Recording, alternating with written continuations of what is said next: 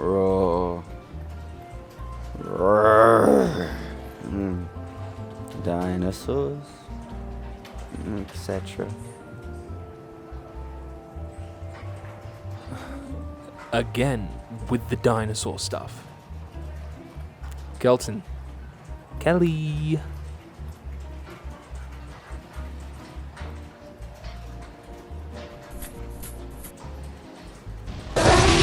No, my dino friends, don't turn on me. Oh. Good morning, baby. Yeah, don't say that, man. Is dino time over already? Yeah, buddy. You know, as a matter of fact, I actually have no idea what you mean by what the concept of dino time is. My god. Missing out, dude. So, What? did you get the email this morning? Mail? Email? Electronic mail? Email? You don't know what email is? No? Well, basically, the TV network is starting to pick out next year's schedule lineup. Oh shit, we work here, don't we? I keep thinking it's a hotel. It's got no beds, but the desks are surprisingly comfy. But get this. Say goodbye to Counting Staples because they would like us to select which shows go to air. So, I spoke to the selector. I've memorized the whole process, all of it. Basically, they'll send us whenever we need to watch, typically 2 pilots every time. We'll discuss our feelings about them, general back and forth, goofs and gaffs, all of that, and we'll decide if it should go to air. What's the matter? Jai. Words can't describe how disheartened I am, disappointed, even crestfallen, may I add.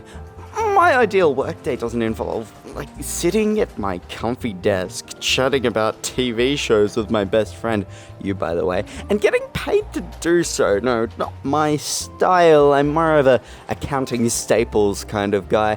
I'm going back to dino time. Come on, Kelton. This is going to be fun. It's not like it's anything too difficult anyway. We're just watching some pilots. Whoa! Did you do that? That's a TV. I thought that was a stain on the wall. A very big stain. Ugh. How's the field integrity looking in there? Yo, dudes, the Empire's pretty chill.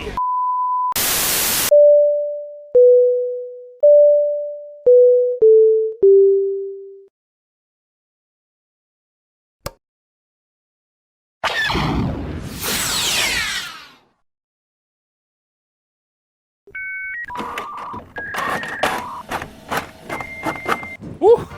It's so exciting, isn't it? Well, we've got 2 pilots today. Okay, fine. What's wrong? You haven't been this grumpy in ages. Jai, you made a crucial life decision on behalf of both of us. Yeah, I mean, it was an email, from the TV network. Not really me. So, yeah. And I was really starting to get used to Counting Staples, man. I was all the way up to 17. 17! Jai!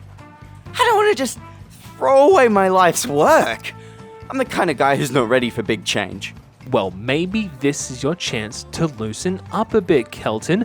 Besides, I think we're going to have a much better time watching TV shows than counting stationery. At least in my opinion. Well, Jai, we'll see how this little character arc plays out then. Won't we, Jai? I guess. So, what are we watching today? Let's see here. We've got a sci-fi and we've got a science fiction. Oh god, I hate science fiction. How about we go with the sci-fi? They're actually fun.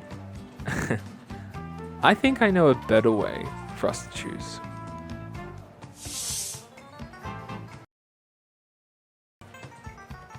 Go on, Kelton. Make your choice. Oh my god. Oh my god. Oh my god. Oh my god. Oh my god. Oh my god. Oh my god. Oh god. Oh my god.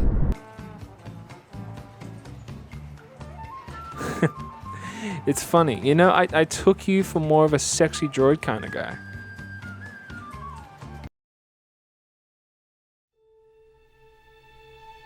Captain's log. Stardate 57436.2. First contact is a delicate, high-stakes operation of diplomacy. One must be ready for anything. Are you pretending to do a captain's log? We're all supposed to keep logs. Okay, let me listen to it. No, go away. Leave me alone. I can't believe you're No, wasting your no. shore leave on this. We live on a spaceship. Nobody is dying from a spear wound. Hang in there. You got this. Space, the funnest frontier?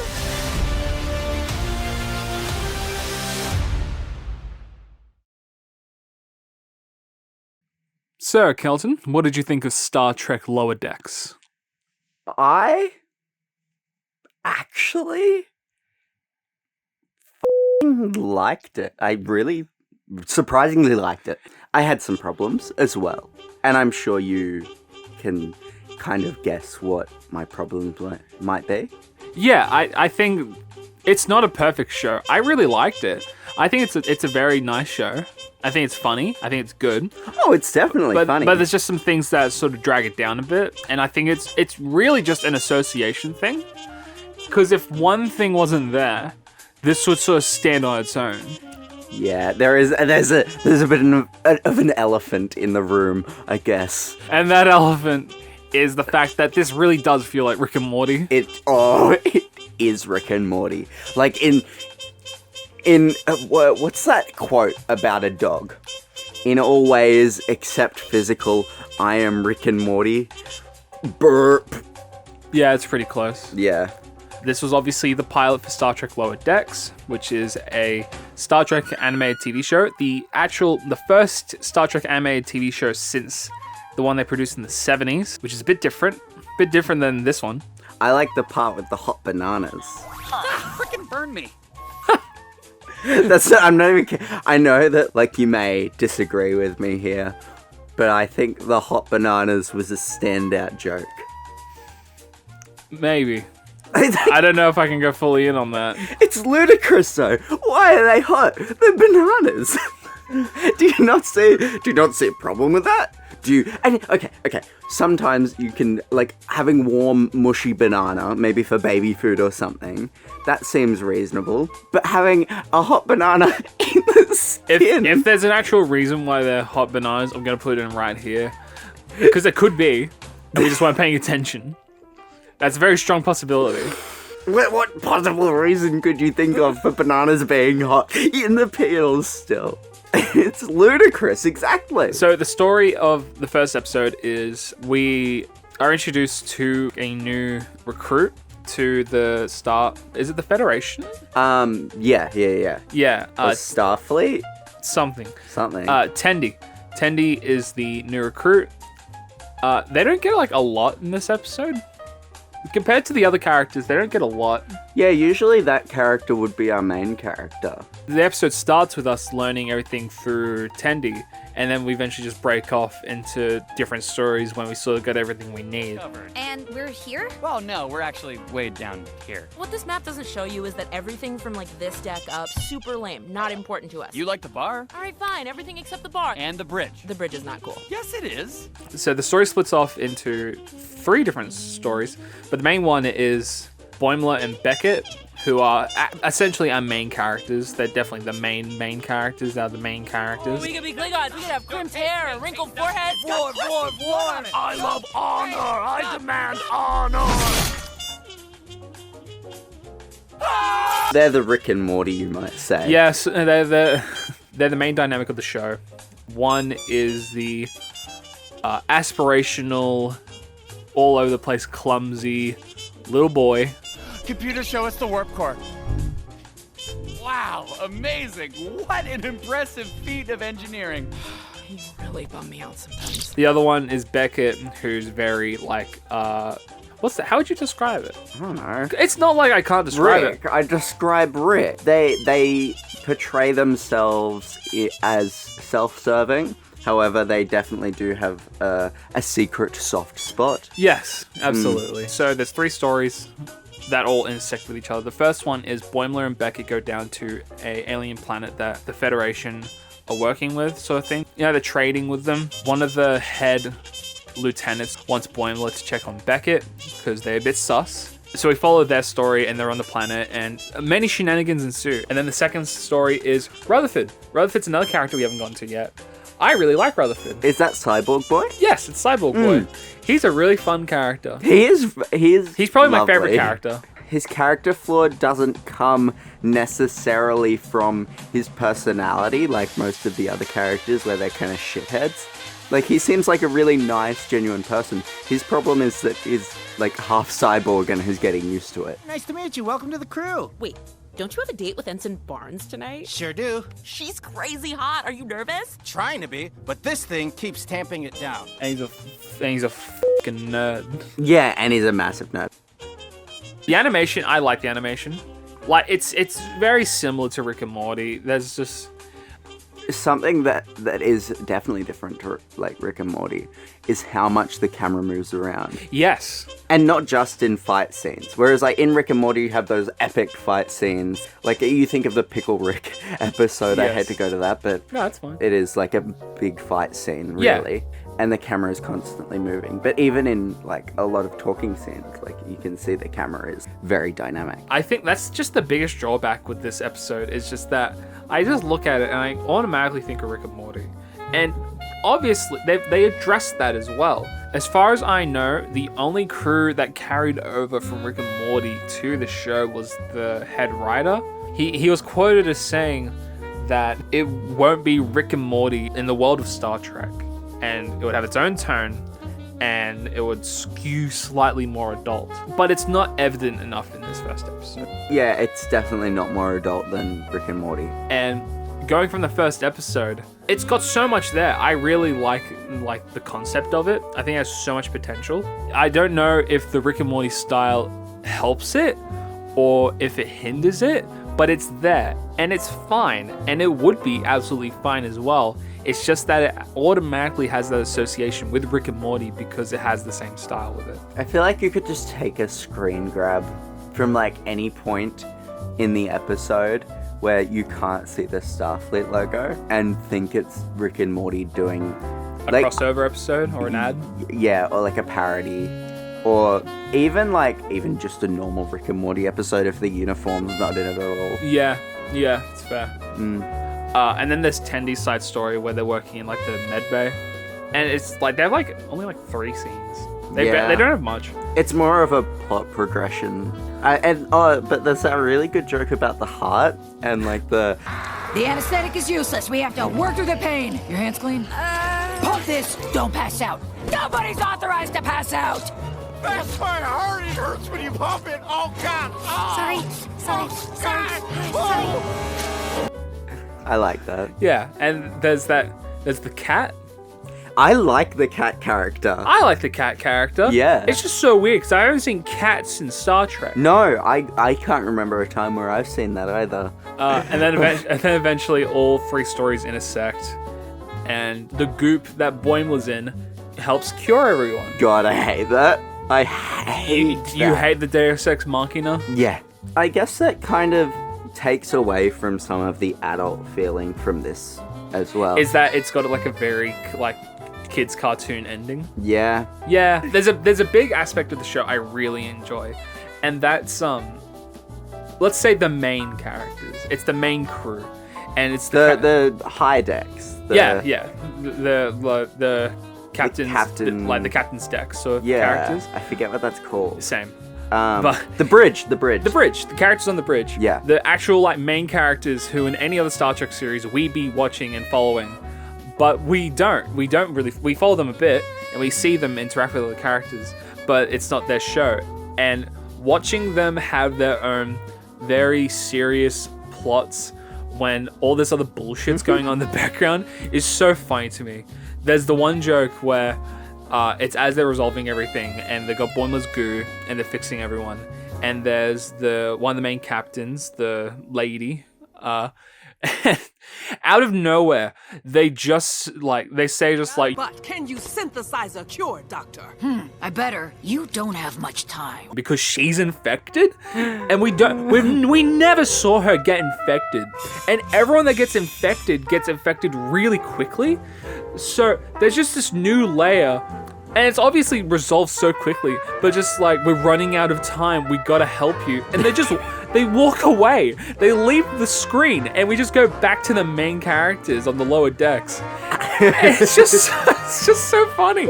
It's like, I love the concept of just following a cast of characters that aren't important at all. So in the background, we get to see all the actual important stuff happening. And it's just a background element, and it takes itself so seriously. And I just love it. I think it's really funny. From the perspective of someone who hasn't watched Star Trek, only knows of Star Trek through pop culture and maybe the occasional Simpsons or Futurama episode, I really liked this.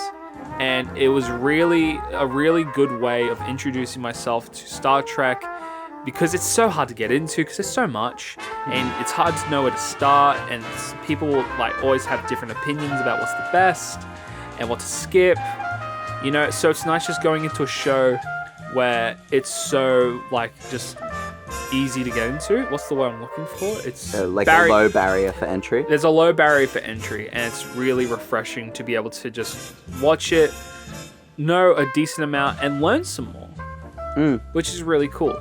And it does have a season 2 coming out August of 2021, and it does have a season 3 production as well. So it's on Paramount Plus, and I think it's good. If I continued watching it, I'd like it to see it get out of the shadow of Rick and Morty and build its own sort of vibe, its own tone, and we don't know. Hopefully it did. But judging from a pilot, I enjoyed it. It was funny.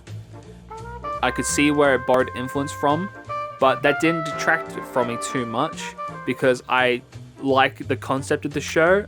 I think a Star Trek adult animated series is a brilliant idea, so I definitely rate this show. I mean, going back to what you were saying about it having like a separate tone to Rick and Morty, I feel like when you have a show that is so clearly taking inspiration from something else like that, it can take some time to get into a flow for your own series, you know? I think that it just needs a bit more time to bake itself throughout a series. Like season 2, I'd assume, going off legitimately just the first episode, that you'd get something that is very different to Rick and Morty.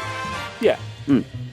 So, Kelton, would you greenlight Star Trek Lower Decks? Yeah. What about you?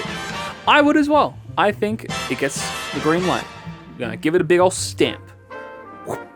Stamp that shit. Oh yeah, that's stamping.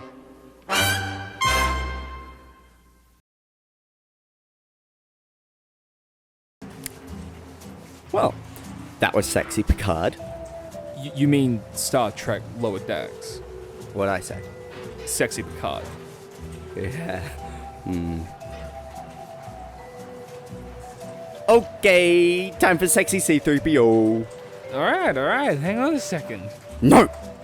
I want my sexy droid, please. I thought you weren't interested in watching pilots. What does that have to do with the sexy droid, Jai? What on earth does that have to do with the sexy droid? Now show me the sexy droid before I go f***ing crazy. Okay. But before we watch, I just have to give a small disclaimer. Okay. This little guy who's been hiding from the world for a while now wasn't really allowed to be out and about. Right. So they're a bit nervous. They've been rejected before, so just don't be mean or anything like that, please. Jai, come on, you know me. I couldn't hurt a fly. let alone a television show. Okay.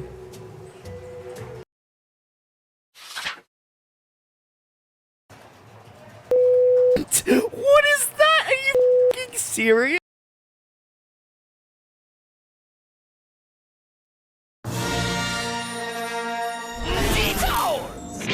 You ready? Punch it! Yo, dudes, the Empire's pretty chill. Maybe you could, like, join it or something. No, I left a message with your roommate, but your machine was full, so your landlord hung up on me when I was walking your dog because my homework ate it. I got dressed for this? Half dressed. Put some pants on, man. Hey, so, how's my nose look? Oh!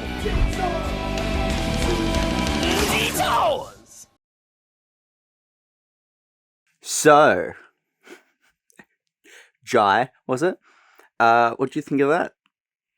Man, that was just really just bad. It was rough, wasn't it? It was. It was a long time ago that I watched that original trailer. Many years ago now. It's been years. This show was supposed to come out in 2012. Actually, you can kind of tell. Like, You can looking kinda at that tell. animation. Yeah, watching that trailer years ago, this was exactly what I expected, and it wasn't great. But it was going to come out, but Lucasfilm merged with Disney. So Disney sort of saw this, and like any rational person, were kind of just like, yeah, maybe don't. I think it was more like a, no, what the fuck, no. But we do know that 39 episodes were made, and 69 were scripted. Sorry, did you say made?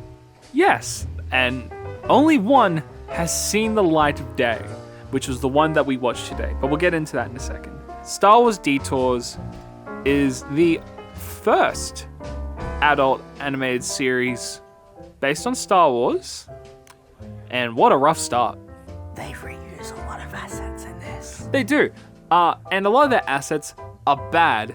Speaking of which, the characters, Oh no, I don't want to talk about that. Please don't make us talk about the it. designs are so bad, like really just off-putting. Because they're gross. They're gross. They look, and it's not just like it's 2012 bad. It's all the time bad. Bad character design. It is. It's really gross and just so all over the place. A Star Wars adult anime series, I think, has a lot of potential because there's a lot of dumb shit you can poke fun at in Star Wars. I feel like there's a lot of like Star Wars parodies on YouTube that do a better job of making like Star Wars funny and adult than this. So this episode, which is called Dog Day Afternoon, was leaked November 2020, which is 8 years after the show got cancelled. It's been in the depths for a long time now. As far as we know, it's not on track to get released on Disney+, but it could one day. If you do watch the show, you'll probably see a lot of semblance to the Robot Chicken cast and crew, considering that, yes, a lot of the show is the Robot Chicken cast and crew. So you have like Seth Green, Seth MacFarlane's also in it. Seth MacFarlane? He plays Palpatine. We haven't even ordered. I know, that's what I mean. It would be good to order already. I know, that's what I was saying. Oh, I thought you were disagreeing. A lot of the Robot Chicken soul is in the show. And not in a good way. It's like all of the... You know how in medieval times they would put leeches on the skin of sick people to suck out the infected blood? Yes. That's kind of what Lucasfilms did to Adult Swim. We're watching the leeches. We're watching the leeches. I've watched the Robot Chicken Star Wars specials, and I think they're pretty funny. A lot of it, it's not, but a lot of it is. And I feel like they're trying to like sort of capture that in this without adhering to the Robot Chicken format, but it doesn't work. It doesn't work. How much better do you think this show would be if just the animation was improved and not the humor? I would probably watch this if it was on late night TV and I couldn't be bothered changing the channel. Kind of just like make fun of it. Just watch it and be like, what the fuck is this? This is shit. Yeah. Because Kelton and I, we watched through the trailer. We watched through the trailer multiple times. Because originally we were gonna watch the trailer as the pilot because we couldn't have the pilot. But no, a leaked episode came out, so we're ever grateful for that, whoever did that. George Lucas. There's only one storyline, like one episode we could glean from the trailer that we actually enjoy. And that was the Stormtrooper one. Yeah. It's a matte painting. They haven't finished this chasm yet. I guess they went over budget. Yeah, that actually, like, there was a funny gag in it. The only gag that, like, made me audibly laugh. Or even like nose exhale. Yeah, but so much of it is just the most just garbage, stupid, unfunny writing, and it's a real shame. And it's completely understandable why it has never seen the light of day. Do you not get it, people? His name was Windu and he went out a window, huh? That joke was hilarious and you all liked it. But the cast of the show is really, like, full. It's not a big cast, but it's just like, so in Star Wars, 4-LOM and Zuckuss are bounty hunters. In the episode we watched, the story is they go to Dex's diner and they're like trying to do a hold up because they're bounty hunters and they want to be famous bounty hunters. Everybody be cool! This is a robbery! 4-LOM was played by Weird Al Yankovic. Oh my god. And Zuckuss was played by Andy from Conan. Jar Jar Binks is involved. Of course Jar Jar Binks is involved. A horrifying anime-looking woman. Why? Why does that girl look like that? Like, none of the other like Princess Leia, she's just kind of like little and has like big head mode enabled and looks like a child or whatever. But this girl looks like a fucked anime character. It's so strange. And like Marge Simpson hair as well. A realistic looking man. Lando's involved in the story for some reason, even though I have no idea. Right? And Boba Fett's there. Jabba the Hutt's there. Things are just there. The story's there. There's one joke that made me laugh, and I was done. What was that joke? The joke was at the end of the episode when when it's playing the news story of like the diner explosion, because it's a story about like insurance fraud. It shows 4-LOM and Zuckuss, and the joke is because they look very similar. They keep mixing their names up. Maybe it's time you stop asking what Boba would do and start asking what Zuckuss would do. Over here. Right, you're there. And on the TV, they say 4-LOM and Zuckuss, and they like show pictures of the wrong people. Zuckuss and 4-LOM took Dexter's diner hostage this afternoon. I actually thought it was funny. That's a funny way to finish that joke. That's the only thing that made me laugh in the entire episode.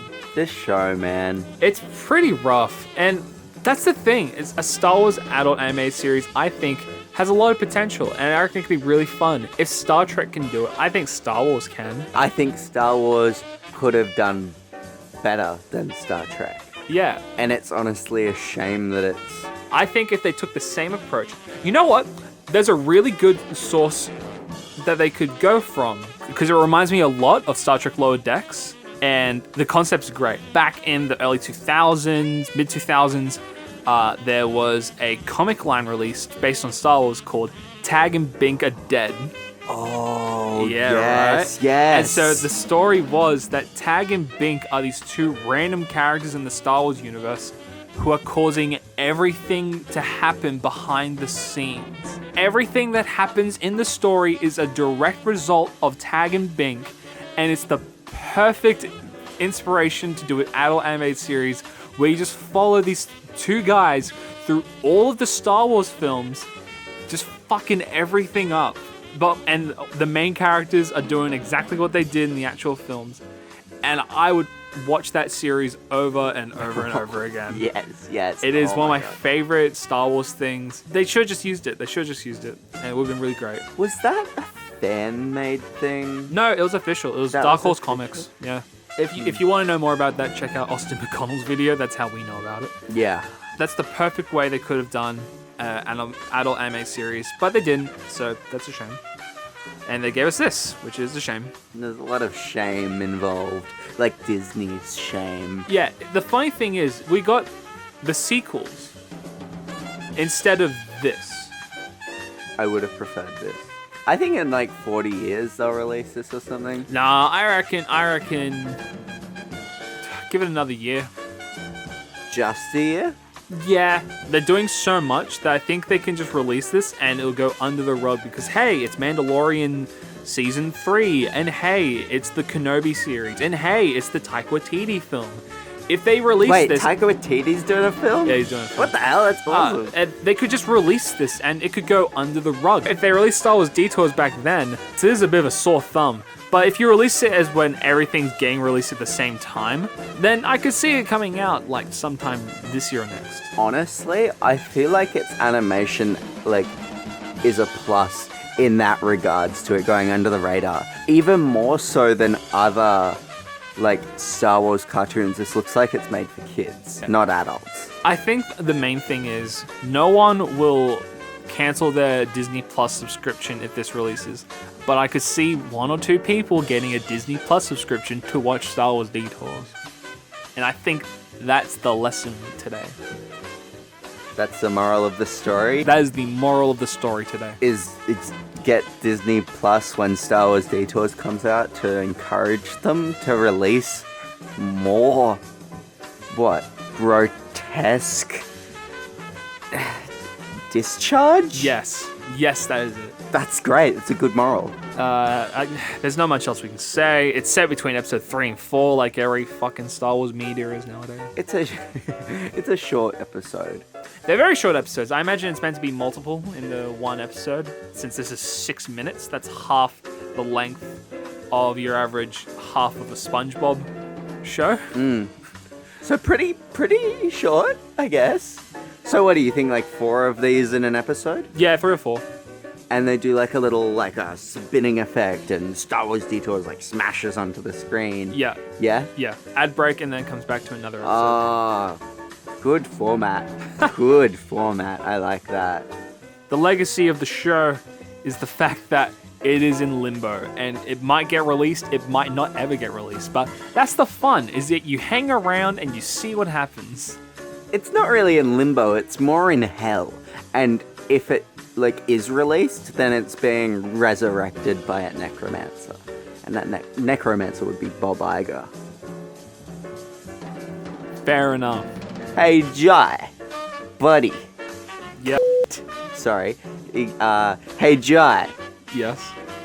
Would you grin like this? I'm going off as a average viewer and I'm saying no. In terms of a mum or dad, they would look at this and they'd turn it off because they don't like looking at it and they'd rather watch Antique Roadshow. I'm the type of person who really doesn't like to see any show get swept under the rug because hopefully it can bring something to the table. And this does, not in a good way though, and that's the issue. So I think, talking as a person of the public and as representative of the TV network, no, I can't greenlight this show at all. I cannot greenlight this show. Yeah, I guess I've got to be in the same boat. I'd upload this onto a Google Drive that someone can search if they're morbidly curious. Even though the animation looks disgusting, higher-ups really made that decision. It wasn't the animators that made that, and I just feel bad for them putting in so much work.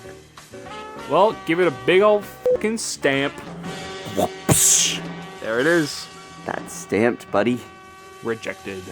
Disgusting.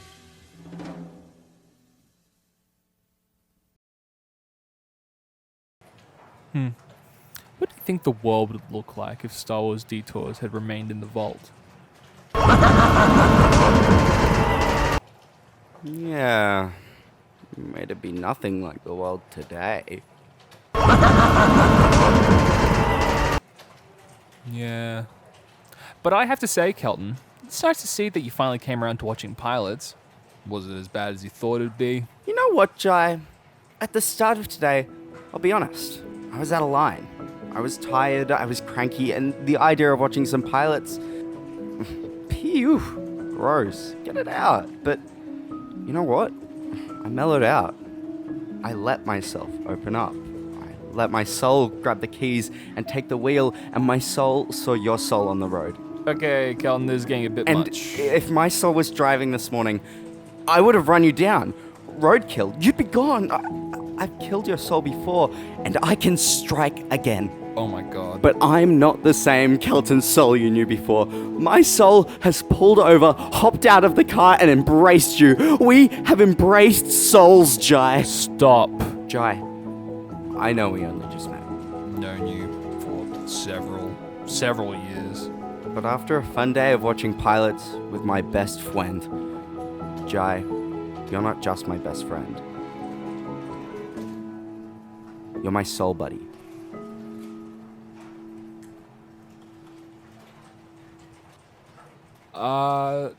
Thanks. I guess. I'm just glad you came for more pilots. So, when's the next time we're watching pilots? Not sure. I have to check on that. Man, how long do you reckon we'll be in charge of choosing pilots? It can't be that long, right? Yeah, probably just a temp job.